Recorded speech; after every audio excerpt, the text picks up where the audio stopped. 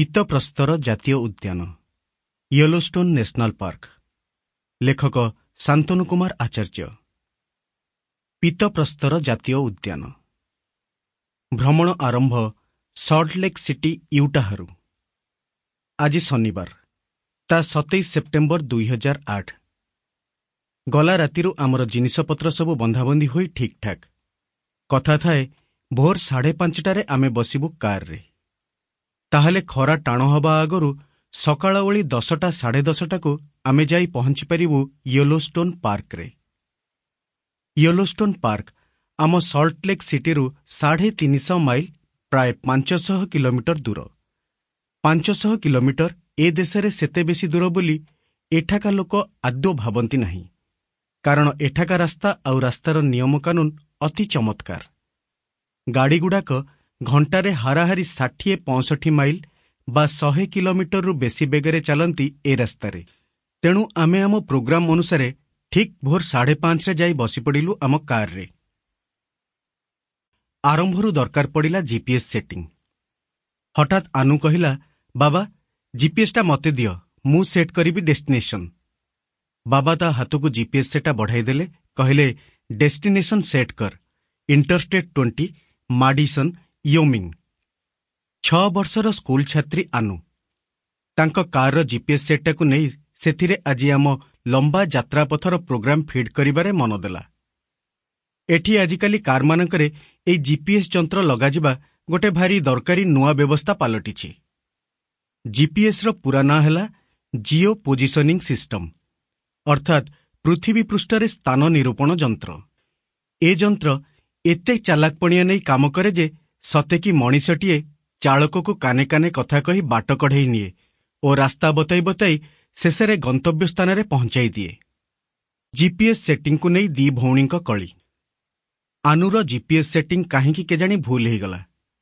ସେ ବାରମ୍ବାର ଚେଷ୍ଟା କରି ଫେଲ୍ ମାରିଲାରୁ ପାଖରେ ବସି ତା ବଡ଼ ଭଉଣୀ ସୁମା ହସି ପକାଇଲା, କହିଲା, ଆଲୋ ହୁଣ୍ଡି, ଜିପିଏସ୍ ସେଟିଂ କ'ଣ ସେମିତି ହୁଏ?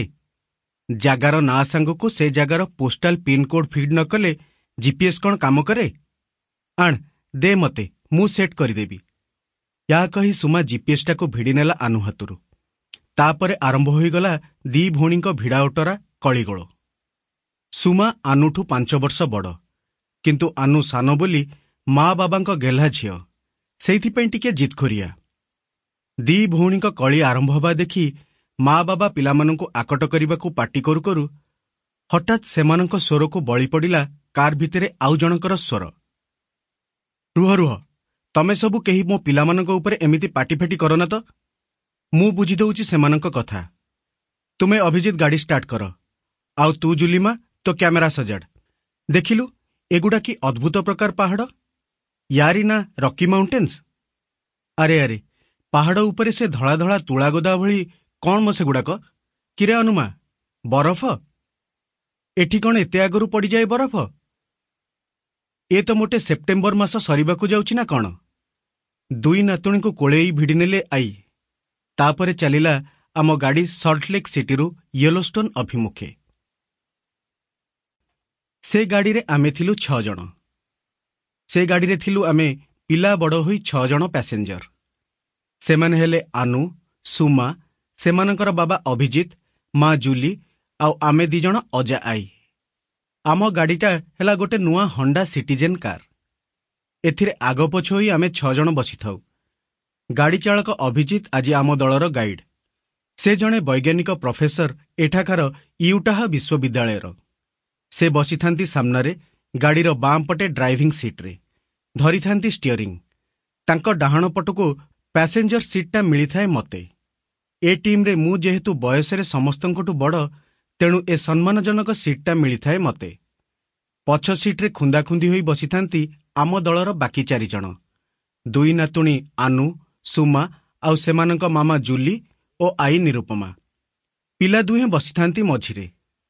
କହି ରଖେ, ଆନୁ ଓ ସୁମା ପଢ଼ନ୍ତି ଏଠାକାର ସ୍କୁଲରେ। ଆନୁ ଷ୍ଟାଣ୍ଡାର୍ଡ 1ରେ ଆଉ ସୁମା ଷ୍ଟାଣ୍ଡାର୍ଡ 7ରେ। ଆନୁର ଭଲ ନାଁ ଅପର୍ଣ୍ଣା, ସୁମାର ଅଙ୍କିତା।